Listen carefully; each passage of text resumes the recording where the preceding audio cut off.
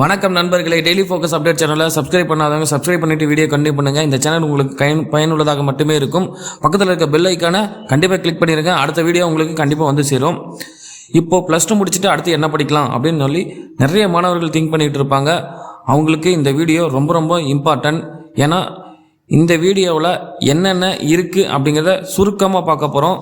Plus முக்கியமாக IIT NIT போன்ற மத்திய அரசினுடைய கல்லூரியில் ஜாயின் பண்ணுறதுக்கு என்ன பண்ணலாம் அப்படிங்கிற ஒரு சுருக்கமான வீடியோ தான் இது. சில பேர் படித்து முடிச்சுட்டு நம்ம தமிழ்நாட்டினுடைய அண்ணா யூனிவர்சிட்டி அஃபிலியேட்டட் கீழே இருக்கிற டாப் காலேஜில் ஜாயின் பண்ண நினைப்பாங்க. சில பேர் அட்டானமஸ் யூனிவர்சிட்டியில் ஜாயின் பண்ண நினைப்பாங்க. சில பேர் பார்த்துட்டிங்கன்னா மத்திய அரசினுடைய பல்கலைக்கழகத்தில் ஜாயின் பண்ண நினைப்பாங்க. சில பேர் ஐஐடி என்ஐடி போன்ற மத்திய அரசினுடைய கல்லூரிகளில் ஜாயின் பண்ணணும்னு நினைப்பாங்க. இதில் நம்ம மத்திய அரசினுடைய பல்கலைக்கழகத்திலலாம் போய் படிக்கணும் அப்படின்னா CUET அப்படிங்கிற ஒரு என்ட்ரன்ஸ் எக்ஸாம் கண்டிப்பாக எழுதணும். அதை பேஸ் பண்ணி தான் அந்த காலேஜில் ஜாயினிங் கொடுப்பாங்க. அடுத்தது பார்த்தீங்கன்னா IISER ஆப்டிடியூட் டெஸ்ட், அதாவது IAT அப்படிங்கிற ஒரு என்ட்ரன்ஸ் எக்ஸாம். இந்த என்ட்ரன்ஸ் எக்ஸாம் எதுக்குன்னா இந்திய அறிவியல் கல்வி மற்றும் ஆராய்ச்சி நிறுவனங்களில் ஆராய்ச்சி சம்மந்தப்பட்ட படிப்புகளில் ஜாயின் பண்ணணும்னா, அதாவது 5 வருஷம் ஒருங்கிணைந்த அறிவியல் படிப்பில் சேர்கிறதுக்கு இந்த என்ட்ரன்ஸ் எக்ஸாம் உங்களுக்கு யூஸ் ஆகும். அடுத்ததாக நம்ம IIT NIT இந்த 2 எக்ஸாமில் இந்த 2 காலேஜில் சேரணும்னா JEE மெயின்ஸ் அப்படிங்கிற ஒரு எக்ஸாம் எழுதணும். இந்த JEE மெயின்ஸில் தகுதி பெற்றதான் நீங்கள் JEE அட்வான்ஸ் எழுத முடியும். இது 2 எழுதிட்டு JSSA கவுன்சிலிங் மூலம் நீங்கள் ஐஐடிலையும் NITலையும் சீட்டு வாங்கிக்கலாம்.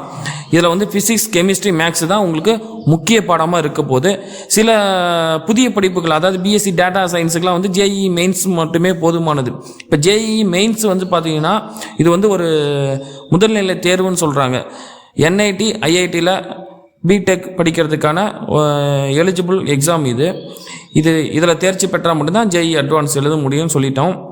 இந்த JEE மெயின்ஸ் மட்டுமே எழுதிட்டு நம்ம ஏதாவது காலேஜில் சேர முடியுமானா கண்டிப்பாக சேர முடியும்.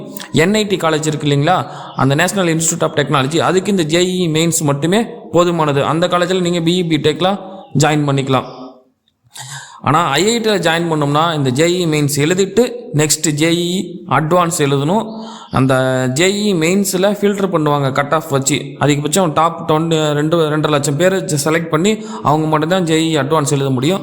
அதில் தகுதி அடிப்படையில் உங்களுக்கு பிடெக் ஐஐடியில் பிடெக் போன்ற படிப்பில் சேருவதற்கு இந்த எக்ஸாம் எழுதியாகணும். அது கவுன்சிலிங் நடத்துவாங்க. JSSA கவுன்சிலிங் மூலம் உங்களுக்கு சீட்டு கன்ஃபார்ம் ஆகும்.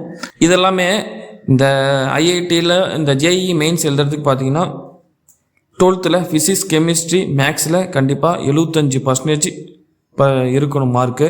ஜென்ரல் கோட்டாவுக்கு SC STக்கு 65% இருக்கணும். நன்றி. இந்த JEE எக்ஸாம் எழுதுறதுக்கு செக்ஷன் 1 கம்ப்ளீட் ஆயிடுச்சிங்க. செக்ஷன் 2 பார்த்தீங்கன்னா ஜனவரி லாஸ்ட் வீக்கில் உங்களுக்கு ரிஜிஸ்ட்ரேஷன் ஓப்பன் ஆகும். பிப்ரவரியில் உங்களுக்கு ரிஜிஸ்ட்ரேஷன் கம்ப்ளீட் ஆகிடும். எக்ஸாம் டேட் April 1 to 10 டேட்டுக்குள்ளார எக்ஸாம் உங்களுக்கு வரதுக்கு எக்ஸ்பெக்ட் பண்ணலாம். இந்த எக்ஸாம் பற்றி தெரிஞ்சுக்கிறதுக்கு நீங்கள் எந்த வெப்சைட்டில் செக் பண்ணோம் அப்படின்னா JEE-main.nta.nic.in அப்படிங்கிற வெப்சைட்டில் நீங்கள் செக் பண்ணிக்கலாம். செக் பண்ணிவிட்டு ஐஐடியில் NITயில் சேரணும்னு நினைக்கிறவங்க அப்ளை பண்ணி எக்ஸாம் எழுதுங்க. All the best.